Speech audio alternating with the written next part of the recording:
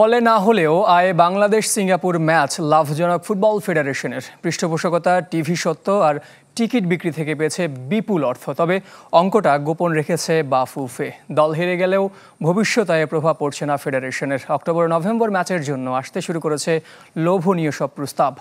Venue ব্যবস্থাপনাতে আরও পেশাদার হওয়ার লক্ষ্য ফেডারেশনের। বাংলাদেশ সিঙ্গাপুর ম্যাচের ফলে মন ভেঙেছে, কিন্তু মুখ ফিরিয়ে নেননি সমর্থকরা। পরবর্তী উইন্ডোর জন্য আশায় বুক বেঁধে আছেন।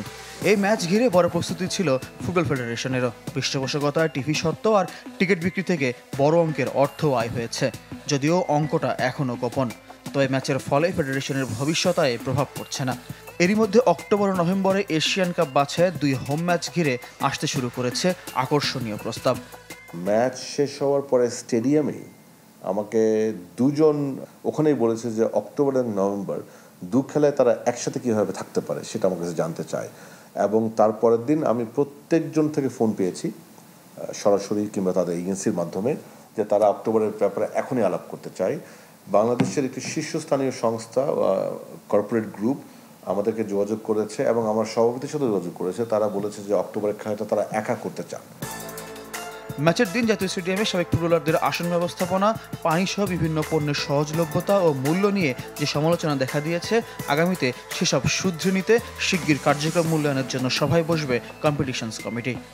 অনলাইন টিকিটিংয়ে আমাদের কী কী ঝামেলা হয়েছে, গেট ম্যানেজমেন্টে কী কী ঝামেলা হয়েছে, সিট অ্যালোকেশনে কী কী ঝামেলা হয়েছে, যেটা অত্যন্ত দুঃখজনক। এই যে পানির যে ব্যাপারটা, যেটা আমিও দেখেছি কয়েকটা নিউজে, সেসব ব্যাপারে কী কী ঝামেলা হয়েছে, কেন হয়েছে, এই প্রত্যেক জিনিস আমরা আইডেন্টিফাই করব। এবং আমি আপনাকে এতটুকু আশ্বস্ত করতে পারি, ইনশাল্লাহ ফুটবল ফেডারেশনের পক্ষ থেকে সর্বাত্মক কমিটমেন্ট থাকবে এই জিনিসগুলো যেন নেক্সট ম্যাচে না হয়। এদিকে অনূর্ধ্ব-23 দলের জন্য একাধিক প্রবাসী ফুটবলারকে নিয়ে কাজ করছে ফুটবল ফেডারেশন। এর মাঝে 28 থেকে 30 জুন প্রায় অর্ধশত প্রবাসী ফুটবলারের ট্রায়াল হবে রাজধানীতে।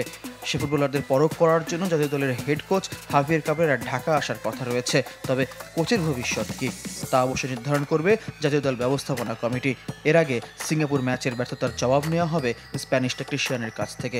কিছু প্রশ্নের উত্তর মিলতে পারে শনিবার। নির্বাহী কমিটিকে নিয়ে গণমাধ্যমের মুখোমুখি হচ্ছেন ফেডারেশন সভাপতি তাবিত আওয়াল। ফয়জুল ইসলাম, চ্যানেল 24, ঢাকা।